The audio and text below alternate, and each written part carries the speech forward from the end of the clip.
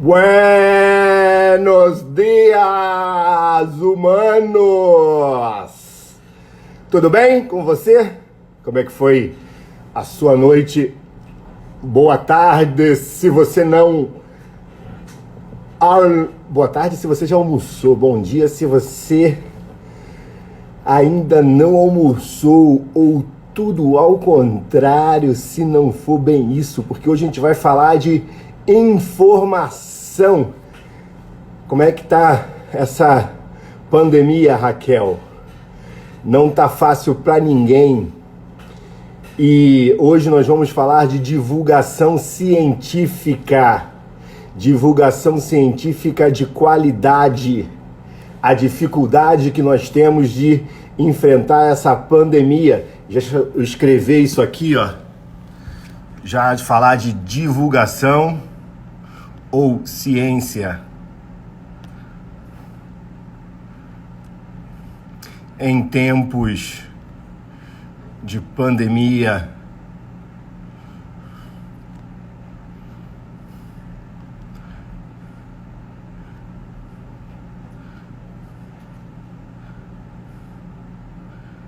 E se a gente não falar de ciência, quem vai falar? O Stevens já chegou.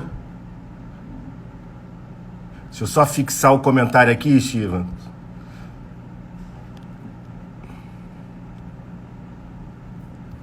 E vou te pedir para essa setinha que está embaixo, você convidar a maioria dos seus amigos.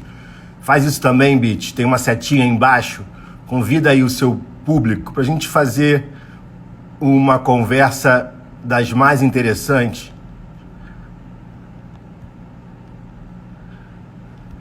E plural. A gente tem um público leigo, tem academia.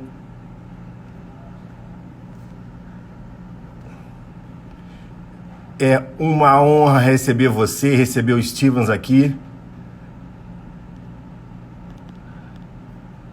Já vou chamá-lo.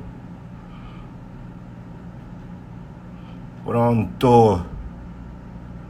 Deixa eu só fixar o comentário. Quem fala de ciência? Prontinho. Essa é a pergunta. É bom a ciência estar plural, como está hoje em dia? Tudo bem, Bit? Tudo bem, querido? Tudo bem, cara? Tudo bem. Tudo bem. Me ouve bem? Te ouço. Eu acho que eu vou botar o fone, porque tá um pouquinho, baixou um pouquinho aqui. Deixa eu botar o fone. Isso. Ver se melhora aqui. Só um minutinho.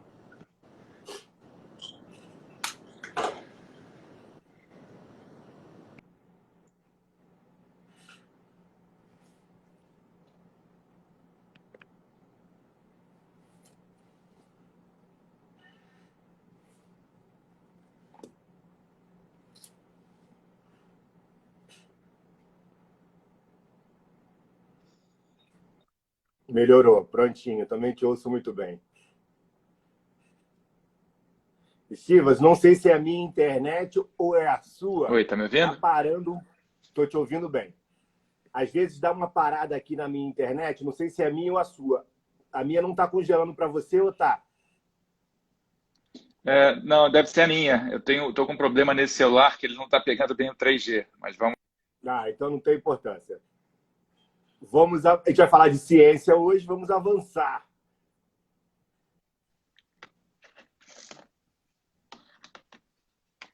Beleza, vamos ver se vai agora. Agora vai. Bit, eu sei que a gente não gosta de se apresentar como cientista, mas o meu público é um público bem, talvez o mais heterogêneo que você possa se apresentar. A gente tem aqui evangélicos, temos gente da academia, temos público leigo, temos colegas da minha área de atuação, que é a fisioterapia. Então, a gente consegue conversar com muita gente. E hoje, a conversa ou a comunicação tem sido, talvez, a nossa grande dificuldade, o grande ato. E talvez pela falta de mais Stephen Hens, porque eu sei da sua luta pela divulgação científica lá atrás, a gente deixou a nossa fala para alguém. E tem alguém falando de ciência e não falando direito, e a gente está colhendo frutos que a gente não semeou. Fala um pouquinho da sua história, fala um pouquinho da sua formação, para a gente começar esse bate-papo. Se apresenta aqui para o meu público.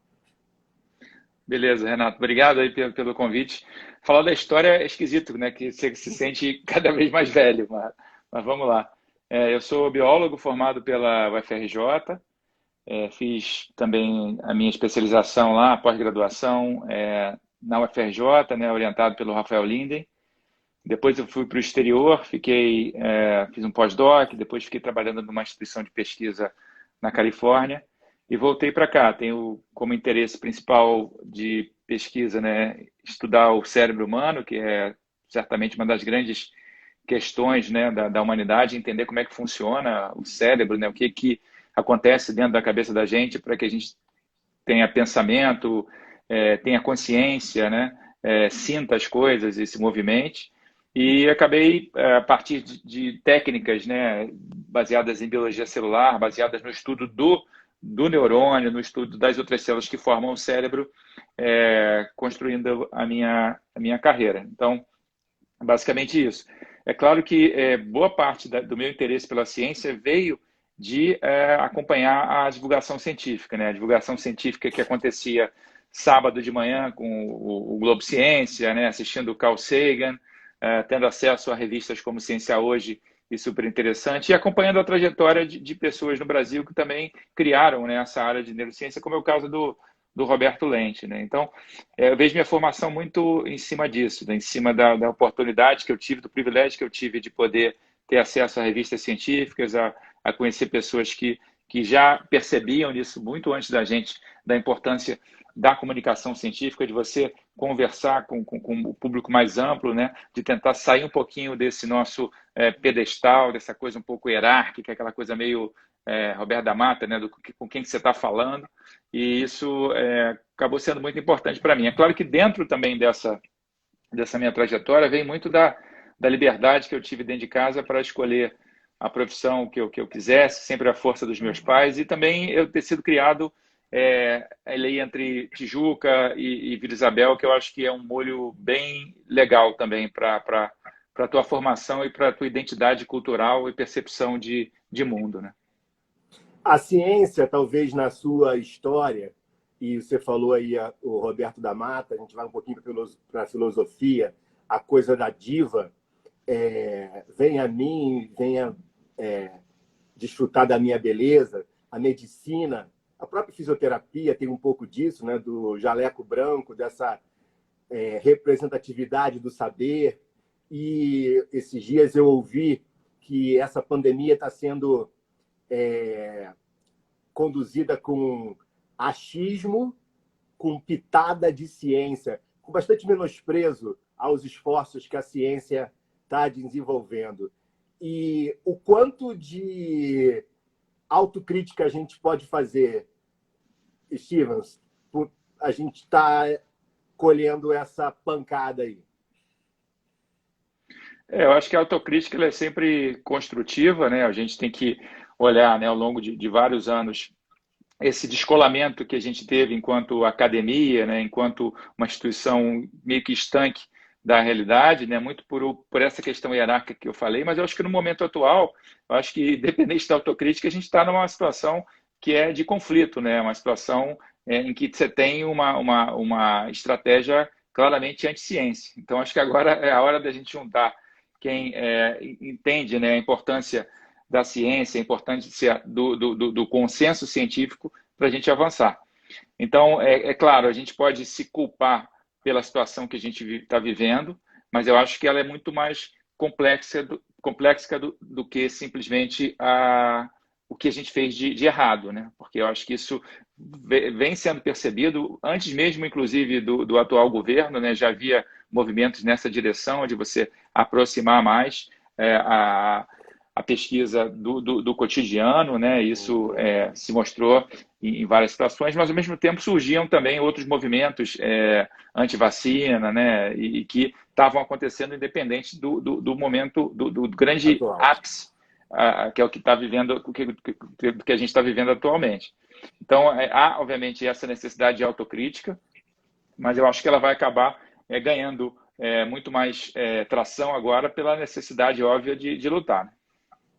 Eu vou pedir ao pessoal que está chegando agora, de novo, eu estou conversando sobre ciência, sobre como divulgar a ciência, tentar fazer uma autocrítica e crítica do momento atual para a gente ir para frente. E eu vou pedir para você clicar nessa setinha que está aí, esse aviãozinho, e chamar mais gente para a gente deixar essa conversa mais plural com o Stephen Hens, dedicar essa hora à ciência, essa hora à reflexão. O Bit, a gente, como pesquisador, a nossa crítica faz parte do nosso dia a dia, a gente aprendeu e cresce com ela, e o negacionismo é uma realidade também, não é de agora. Talvez esse relato que você disse que a gente já vem enfrentando isso, falou das vacinas um pouquinho mais lá atrás, com Oswaldo Cruz, mas você também teve uma participação grande com as células-tronco embrionárias, que talvez, se não houvesse uma mobilização política dos cientistas, a gente não passaria algo tão importante. Hoje ninguém mais fala disso, mas eu lembro que naquela época se levantou uma parte da sociedade contra. Como é que foi essa sua participação? E houve alguma reluta da parte de alguns cientistas em querer se mobilizar? Por que você tomou quase à frente desse tempo?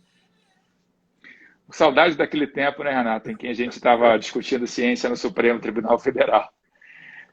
Bom, aquele foi um movimento que era um movimento que estava acontecendo no mundo inteiro quando se percebeu o potencial biotecnológico e médico de células que são as chamadas células-tronco, né? Eu estava nos Estados Unidos naquela época, participei bastante desse movimento de estruturação dentro da Califórnia, do investimento em pesquisa. Houve um investimento estatal, né, do governo da Califórnia de alguns bilhões de dólares nessa área. E quando eu voltei em 2005, felizmente algo parecido estava acontecendo no Brasil, uma discussão em cima dessa questão, principalmente porque havia, na época, um desafio à chamada lei de biossegurança, né? Como se ela fosse inconstitucional.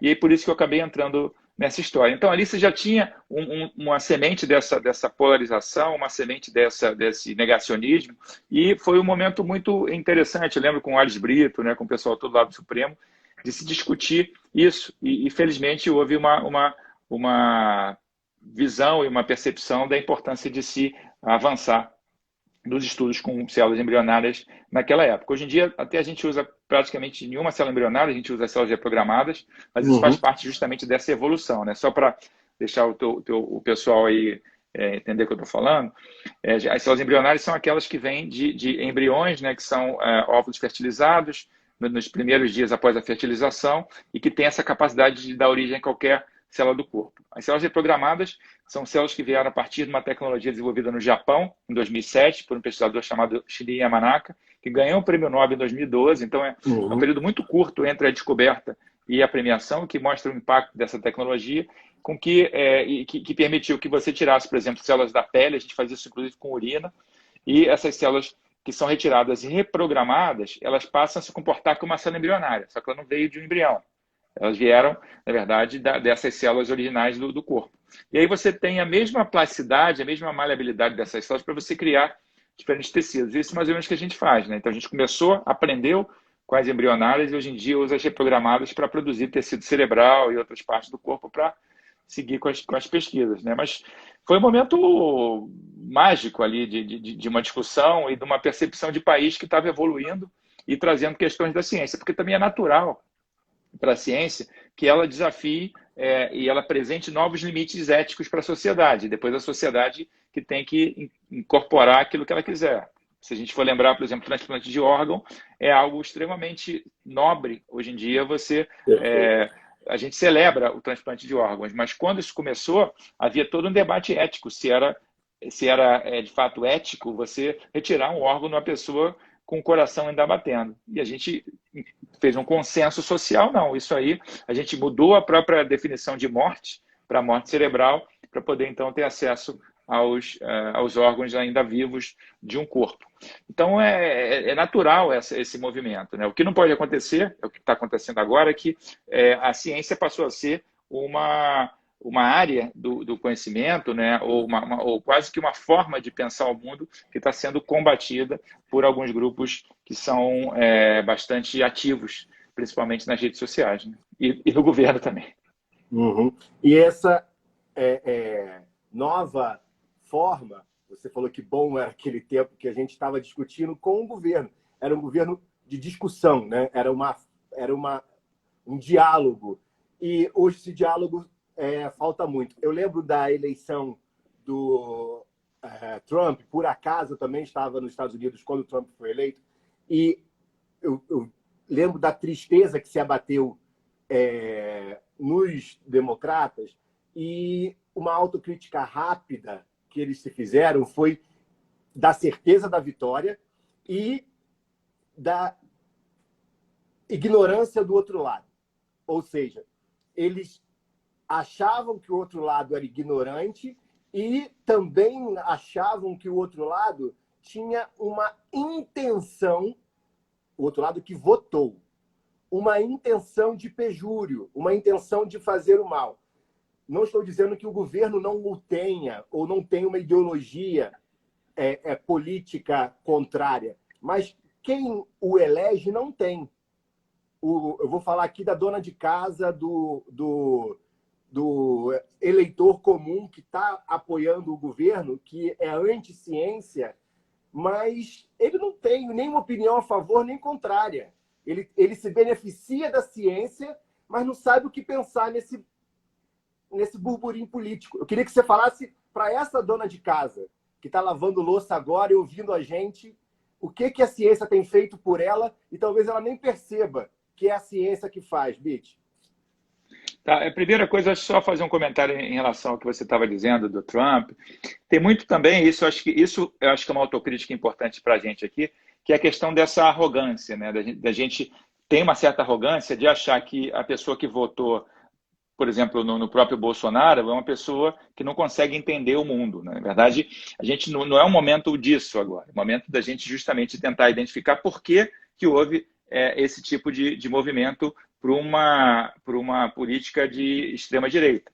Isso tem a ver, obviamente, com toda a questão das fake news, dos algoritmos, né? Mas também tem a ver com uma necessidade genuína da pessoa de querer mudar. Claro que aí os riscos não foram bem avaliados e a gente chegou onde a gente está.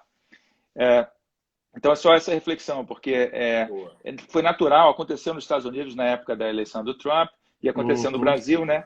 Que a gente acabou se separando e polarizando muito mais do que a gente era antes disso, né? Porque a gente, naturalmente, é um bicho social, a gente tem que aprender a lidar com as diferenças e, a partir daí, chegar num consenso que seja o melhor para todo mundo dentro da democracia. Quando isso não acontece, a gente chega nessa ruptura do tecido, que está quase lá, com uma polarização em que as pessoas basicamente não conseguem mais conversar. Isso é muito ruim. Então, acho que é o momento agora da gente se juntar de novo dentro de uma mesma percepção de futuro, que não seja baseada em valores que são racistas, anti-ciência, misóginos e por aí vai.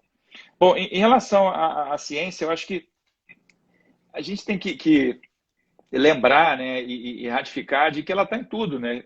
Toda a própria longevidade humana, né, o tempo que a gente está conseguindo viver agora, porque há 100 e poucos anos atrás, chegar na minha idade já era o ápice, né? Você está com 50 anos, já era o teu ápice da longevidade, né? Pô, o cara viveu pra caramba, viveu até 47, 48.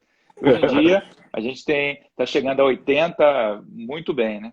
Então, isso começou com a simples percepção da importância de se lavar mais as mãos, né? Até, obviamente, uma série de outros avanços científicos associados à vacina, e hoje em dia um estudo mais direto e profundo do próprio conceito de longevidade e envelhecimento, né? Então, a gente tem que celebrar todo dia a nossa longevidade, né? E a redução, por exemplo, da mortalidade infantil, né? O próprio conceito de aniversário, né, da gente celebrar a vida anualmente, ela tem muito mais a ver com a relação de como era difícil você chegar ao teu primeiro ano, ao teu quinto ano de vida, ao 10º ano. Então, isso veio muito daí, né? Tem muito, por exemplo, acho que na China, por exemplo, você celebra menos os aniversários naquele período que já está incorporado com um período de vida natural, né? Acho que é depois do primeiro ano até o 60 anos, né? Aí depois você começa a celebrar de novo. Isso porque já está claro que a gente já incorporou, por conta do avanço da ciência, essa longevidade, né?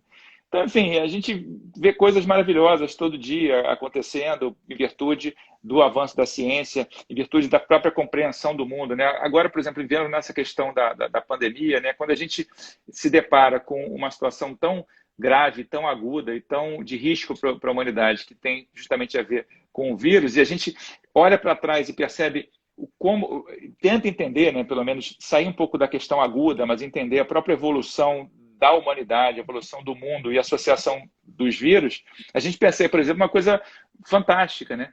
Que pelo menos 10% do nosso material genético, né, das informações que estão nas nossas células, vieram de outros vírus que nos infectaram ao longo da evolução. Então, na verdade, a gente é o que é por conta de outros vírus que chegaram aí e a gente incorporou essa informação. A própria placenta, a gente só tem placenta porque houve a incorporação de um gene de um vírus. A gente só tem músculo e osso, e aí vai. Então, quer dizer, esse tipo de percepção do mundo, ele só é possível através da ciência. Isso é super importante para a gente, inclusive, se acalmar, né? É claro, a gente está no momento agudo, tem que ter estratégia, tem que ter liderança. Não há, pelo menos no Brasil. Mas, independente disso, quando a gente percebe que o mundo e a sociedade já passou por várias outras epidemias e pandemias, e que em vários momentos da história da evolução, ao longo de milhões de anos, isso foi incorporado à nossa caixa de informações de futuro, isso pelo menos me acalma um pouco e me faz pensar que a gente vai passar por essa, enquanto espécie. Mas é claro que é necessário todo um cuidado individual e nesse momento. E a gente está falando aí, você olhando esse cenário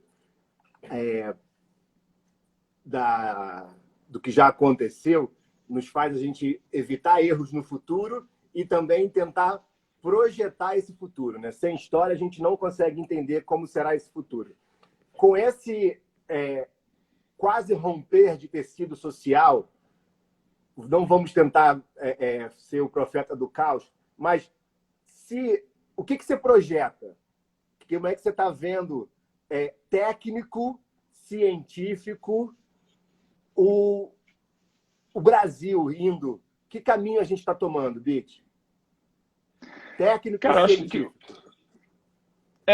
O Brasil acho que está na contramão de tudo, né? A gente vê em relação à política internacional, em relação à política nacional, em relação à tomada de decisão. Então é muito difícil a gente fazer uma projeção para o país nesse momento de ebulição. Por outro lado, o que a pandemia nos oferece como possibilidade é a possibilidade de escolha, né? Uma possibilidade de escolha muito mais aguda e sendo realizada ou percebida nesse momento de isolamento. Então, quer dizer, é um momento de reflexão para a gente ver justamente para onde a gente pode ir. É claro que eu vou sempre tentar projetar um cenário que seja mais otimista, mas tem que ser baseado em escolhas, né? Então, a gente tem várias escolhas ali, e isso ficou claro na questão do George Floyd, né, nos Estados Unidos, e que a gente já deveria ter incorporado enquanto movimento de luta há mais tempo, mas que bom que isso, de certa forma, contaminou a gente. Claro, de uma maneira um pouco mais tímida, mas eu acho que são reflexões que a gente tem que fazer e para justamente definir o que vai ser esse jargão do novo normal. Porque a gente pode sair para uma realidade completamente distópica e autoritária e opressora, ou a gente pode sair para outros tipos de escolha, que vão da valorização do professor, da valorização da ciência, de um programa claro de redução de desigualdade, porque para o próprio capitalismo, como a gente entende, essa desigualdade do jeito que está, ela é nociva para o próprio capitalismo, entendeu? A ideia de você Verdade. ter uma renda mínima universal, ela tem que cada vez mais ser incorporada. Então, são esses valores, essas questões que têm que ser discutidas. É claro que fica tudo muito mais turvo quando a gente tem que lidar com essas situações no ambiente de pandemônio e de pandemia. Então, isso tudo é diferente. Isso tudo faz com que a gente, inclusive, interprete as notícias e as informações de uma maneira muito mais sensível, não necessariamente com a melhor tomada de decisão. Mas eu acho que é uma oportunidade de reflexão sobre o que a gente vai querer como futuro, né? Se é que há algo bom dessa pandemia, é isso. Aí eu lembro também aqui, até agora, do Fernando Pessoa, né? Aquele poema dele, que tem uma frase, há doenças piores que as doenças, né? Então, quer dizer, a gente está vivendo uma grande uma pandemia, uma doença, uma virose extremamente grave, mas tem outras doenças rolando aí e a gente tem que tratar de todas, né? Perfeito. Bit, a gente está com uma realidade que falar de ciência está, obviamente, tendo uma velocidade que não dá para acompanhar. Então, a gente tinha uma realidade que se fazia o dado, submetia o dado, demorava, às vezes, anos para se publicar na história da revisão, crítica, e refaz, e submete de novo, xingava o editor, xingava o revisor, e agora a coisa está muito mais rápida. E a gente está percebendo o que, já que essa época polarizada, tudo que a outra parte faz vira um holofote muito grande, parece ser um grande erro. Mas, na história, você consegue mostrar para o nosso público que papers, artigo científico rejeitado é tão incomum assim? Ou é algo só dessa pandemia? Como é que você está vendo o que acabou de acontecer com o primeiro artigo lá de Marcelle da hidroxicloroquina, esse último agora? Comenta sobre o que está acontecendo e se você conseguir fazer um link como a OMS está lidando com isso, seria bom também. Tá, vamos lá. Está sendo, acho que, educativo para todo mundo, para a comunidade científica e para o povo entender.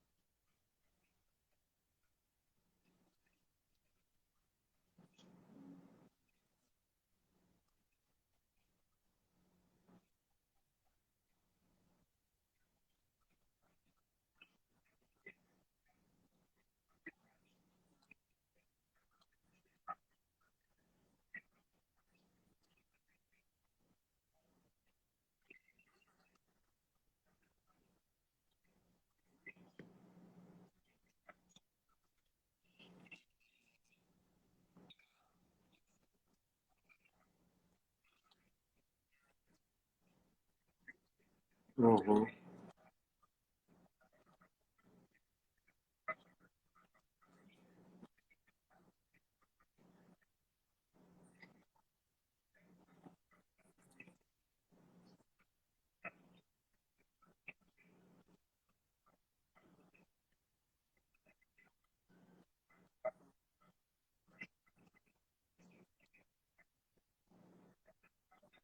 Ô, Stevens, eu acho que eu estou te ouvindo bem. Stevens, desculpa. Tá. Stevens, está me ouvindo bem? Tá quando uma pessoa fala que está mudo lá, eu até... Tá, uma pessoa fala que está mudo, eu até ignoro, mas está todo mundo dizendo que travou. Será que você tem algum outro lugar da casa que o Wi-Fi pega melhor do que aí? Vê aí, se você O problema consegue. aqui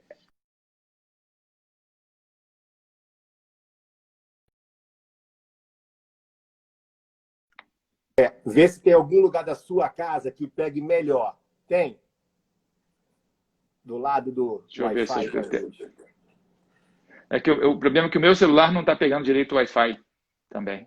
É um problema técnico. O Eu assumi que eu fosse fazer pelo computador, aí computador. e Sem não deu. problema. Sem Mas está problema. muito ruim, não está? Deixa eu Não, ver se... agora deve estar melhor. Pessoal, vamos perguntar aqui. Essa é a tecnologia, normal. Estão ouvindo melhor agora os Siemens? Vamos ver o que o pessoal vai falar. Voltar. Clailson, me responde aí. Estão ouvindo? Funcionou? Fala aí, Siemens. A pergunta era, você vai ter que falar de novo. Eu te pergunto, tá dando para ouvir, tá bom, obrigado.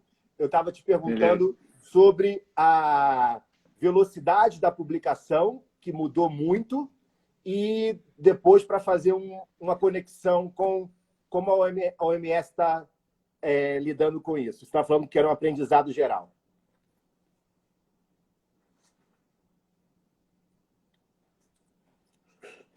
Eu acho. Agora travou para mim, não sei se para vocês. Vamos ver aí se vamos ouvir o Stevens melhor. Tá, vamos ver se melhora aqui. Acho que uma coisa que tem que ficar clara Pode falar. beleza, é a questão da importância da percepção de que a ciência são consensos entre cientistas sobre hipóteses que foram testadas e que isso pode mudar ao longo do tempo, né? Então, no caso específico agora dos medicamentos para COVID, isso acaba acontecendo. É claro que tem que ter um cuidado para que não exista nenhum tipo de utilização política desses ajustes de percurso que são comuns à ciência, né? Tentei ser mais curto agora. Não, foi ótimo. O exemplo do ovo foi muito, muito didático, né? Ninguém quer que você não coma ovo ou que você coma ovo. A gente só está se aprofundando nos estudos e obviamente que em tempos de pandemia, a gente também não quer que a certeza absoluta traga uma verdade. A gente quer que a incerteza diminua. E isso é para a segurança de todos nós. Essa é a necessidade que a gente tem. E essa última notícia agora, que a OMS trouxe, Bit, que foi os assintomáticos não transmitem o contágio tanto quanto os sintomáticos. Você ouviu essa? Sim, sim. Aí a gente já está no caos. A gente não tem pandemia, a gente tem pandemônio. Aí eu fico pensando, divulgação científica, cara. Esses caras não leram Leopoldo Demés, não leram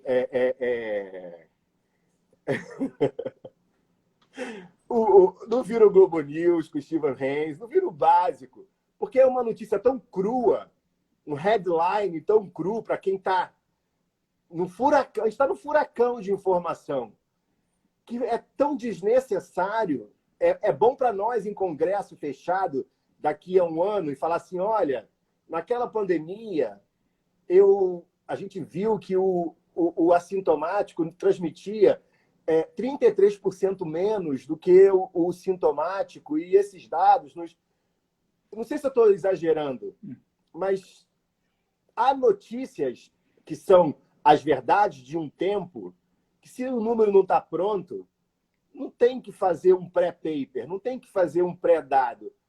Você concorda comigo?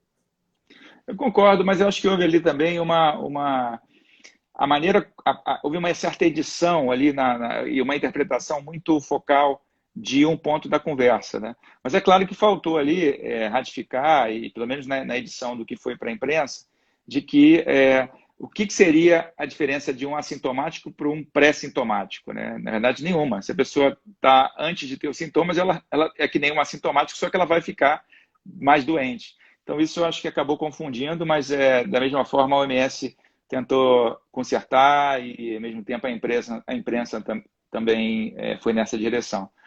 Mas é isso. Cada dia uma surpresa. Mas aproveitar o gancho do que você falou, da importância da divulgação científica, né? Eu fico muito feliz mesmo de ver o Átila, de ver a Natália Pasternak, de ver vários colegas que abraçaram a divulgação científica como ofício e que estão se projetando aí nacionalmente através dos veículos de comunicação, de como a importância da divulgação científica dentro de um contexto que a gente está vivendo agora. É um pouco dolorido, né, a gente perceber isso nesse momento de emergência, mas ao mesmo tempo é motivo de orgulho, né, porque foi uma construção dessa ideia de divulgação científica, né, como se lembrou do Leopoldo, tem o Roberto, tem vários colegas também de outras partes do país, e que forjaram essa ideia, que construíram essa percepção da divulgação que está agora dando frutos importantes nesse momento de pandemia. Né? Perfeito. E essa necessidade, de novo, de a ciência estar perdendo ou não a qualidade quando os papers são rejeitados. Quando o que acabou de acontecer com a Lancet, né?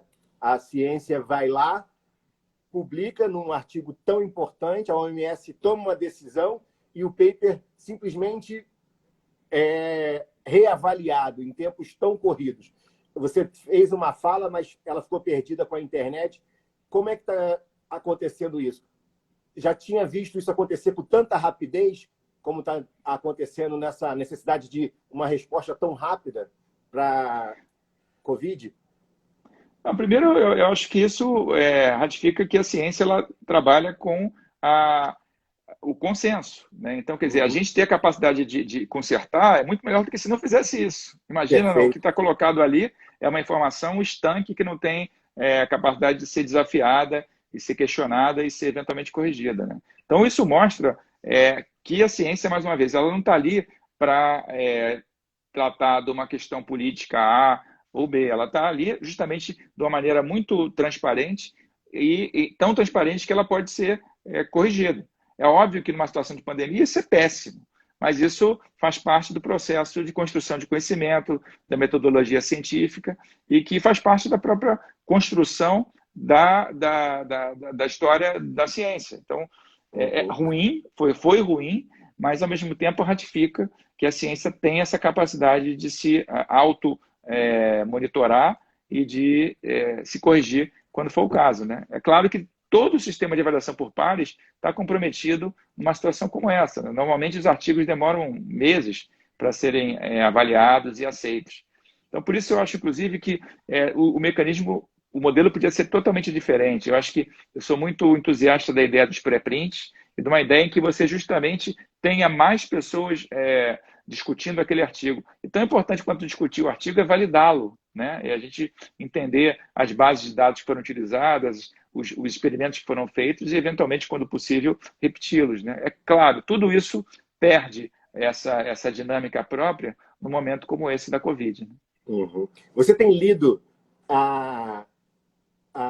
o trofismo que o vírus tem tido, né? A gente acreditava que era algo pulmonar, depois algo que ia para o sistema circulatório, e eu, como fisioterapeuta, tenho lidado agora com a síndrome do Covid neurofuncional, que é atingindo o sistema nervoso central, o sistema nervoso periférico, gerando encefalopatia, até mesmo AVC. O que você tem visto aí, como neurocientista, dessa capacidade do Covid atingir quase todas as células do corpo, principalmente o sistema nervoso? Vamos lá. Eu acho que o que é o vírus, cara? O vírus ele é informação. Ele é um pedaço de informação que precisa de um hospedeiro para se multiplicar, para aquela informação se multiplicar. E ele precisa, então, de estratégias para entrar dentro do hospedeiro, no caso, uma célula. Essa entrada, ela normalmente se dá através do que a gente chama de receptores celulares, que são estruturas de proteínas pendurados na membrana da célula, com as quais o vírus, muitas vezes, utiliza como se fosse um chave e fechadura, né? Ele entra ali, ele abre uma porta e entra na célula. Então, quer dizer, ele vai entrar onde tiver esse receptor, onde tiver essa chave e fechadura, né? Isso acaba que acontece com diferentes tipos de células. Então, por exemplo, na época do vírus Zika, que a gente estudou mais a fundo, até por conta da questão do neurodesenvolvimento, havia receptores que funcionavam como esse portal de entrada do vírus. No caso do coronavírus, você tem outros receptores, né? Tem o AC2, tem o CD147, e eles variam de tipo celular para tipo celular. E, ao mesmo tempo, há evidências cada vez mais crescentes que esses receptores também existem no sistema nervoso. Quer dizer, eles já existiam, mas agora a percepção de que, através deles, o coronavírus é capaz de entrar nessas células do cérebro. Então, é claro, há toda uma linha de pesquisa em andamento no mundo para entender as implicações dessa infecção a curto prazo, mas há também que se estudar essas consequências dessa infecção a médio e longo prazo, né? Não só do ponto de vista, vamos dizer assim, da tua área, né, de fisioterapia, mas também do ponto de vista cognitivo. Você tem outros exemplos de vírus, inclusive influenza, que tem, na verdade, consequências para o comportamento. Tem uma história ótima no livro A Gripe Espanhola, se não me engano, que é um livro da Intrínseca, em que o autor comenta o impacto da gripe espanhola sobre o fim da Primeira Guerra Mundial e começo da Segunda Guerra Mundial. Uma história incrível. O presidente americano, aquele Woodrow Wilson, ele viajou dos Estados Unidos para a Europa para tentar pacificar ali as tropas, né, os países, para dar um fim na Primeira Guerra. Quando ele foi para lá, estava na França, o cara se contaminou com a gripe espanhola. E ele mudou completamente o comportamento dele. E há relatos, né, inclusive do H1N1, de outros vírus do tipo influenza, de modificação de comportamento. E ele acabou criando o Tratado de Versalhes, que foi muito mais favorável à França do que à Alemanha. O que aconteceu? Você ferrou a Alemanha no Tratado de Versalhes. Ferrando a Alemanha, você criou o caos social, aumentou a desigualdade, e aí veio Hitler. Então, quer dizer, isso é só um exemplo de como o vírus ele muda a história da humanidade de vários aspectos. E de como você tem consequências virais sobre o sistema nervoso, né? Aquelas mais, digamos assim, perceptíveis, né? Como o Guillain-Barré e outras alterações motoras ou sensoriais, né? Ou sensitivas, e outras de comportamento. Então, o exemplo do Wilson, enquanto presidente americano, é um clássico que a gente não pode esquecer. Isso bem provável que também aconteça com pessoas infectadas com os coronavírus. Na verdade, tem um trabalho francês de alguns anos que foi feito com 2 coronavírus, desses que dão esse resfriado meia-boca aí que a gente tem de vez em quando, e ele teve acesso a quase 100 cérebros de pacientes que faleceram, e que ele foi estudar esses pacientes e descobriu esses vírus no cérebro desses caras. Não que esses vírus tivessem consequências mais graves, mas a própria replicação e presença viral nesses cérebros indica uma possibilidade de alteração da circuitaria neural que pode levar, em última instância, a uma alteração de comportamento. Enfim, eu estou aqui especulando contigo, contando histórias curiosas, mas que fazem a gente refletir sobre esse impacto das infecções virais no nosso jeito de ser. E é isso, a gente quando fala dessa crise, toda crise, como toda guerra, já que você falou aí da Primeira e Segunda Guerra Mundial, a bomba cai, mas os estilhaços a gente só vai contar depois, né? Essa valorização da ciência, se é que a gente pode falar assim, e esse é o motivo da nossa live, e de ter um público aqui tão qualificado ouvindo a gente, é que a gente busque dizer para quem está em casa, principalmente para quem não é acadêmico, para quem não passou por uma faculdade, para quem está no dia a dia, na batalha, e está ouvindo, que pode confiar que nesse exato momento tem gente muito dedicada, trabalhando dia e noite, mundo afora, salvando vidas, e a quantidade de boas notícias ela é maior do que de má notícias. É que a fake news e a bad news trabalha muito bem, né? se a gente conseguisse dar a quantidade de boas notícias que a ciência produz todo dia, que a medicina, que a saúde, que as pessoas do bem produzem todo dia, a gente estava bem melhor, né, Bit? Faz aqui a sua consideração final, falando talvez um panorama do que a ciência tem feito aí mundo afora com o Covid, dando um panorama geral que você tem falado com os seus colegas internacionais. A internet melhorou muito agora, aí não se mexe.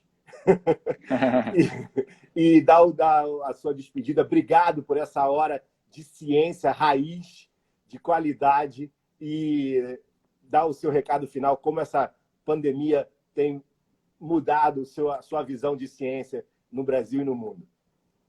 Beleza, Renato, obrigado. Aí já vou me despedindo, te agradecendo pela oportunidade.